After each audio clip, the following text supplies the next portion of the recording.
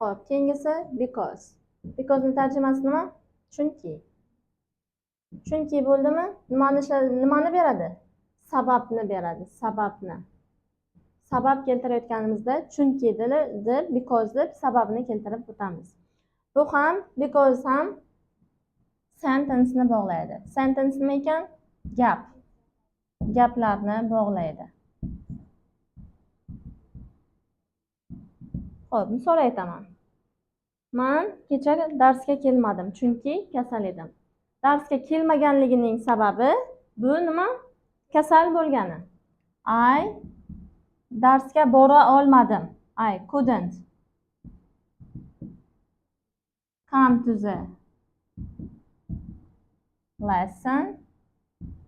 Darsga kela olmadim. Endi sababi ketadi. Nima uchun darsga kelmagani? Because men kasal edim. I was ill yesterday. E'tibor beramiz. Gapimizda ikkita nima bor? Gap bor. Birinchi sentence, ana bu yog'i ikkinchi sentence. Ikkita gap qanaqa bog'lovchi bilan bog'lanyapti? Because. Because ni tarjimasi chunki.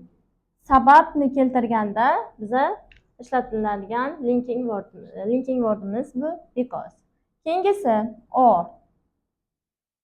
Or bu yoki degani. Yoki. Qachon ishlatamiz orni? Ikkita tanlovimiz bo'lganda ishlatamiz. Ikkita tanlov bo'lganda. Ikkita va undan ortiq tanlov bo'lganda biz orni ishlatamiz. Tarjimasi yoki. Ikkalasidan bittasini tanlashimiz kerak bo'lsa. Xo'p, endi bu nimani bog'laydi? Bu ham sentence ni bog'laydi. Sentence. Yoki words ni ham bog'lash mumkin. Qanday bo'ladi?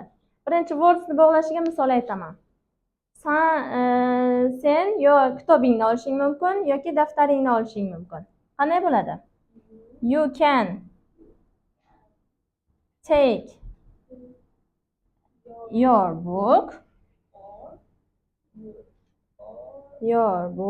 or your notebook.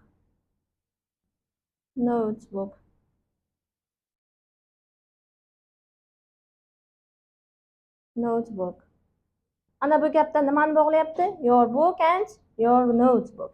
Ikkita words bor. Xo'p, bu yoqda endi gapni bog'lasin.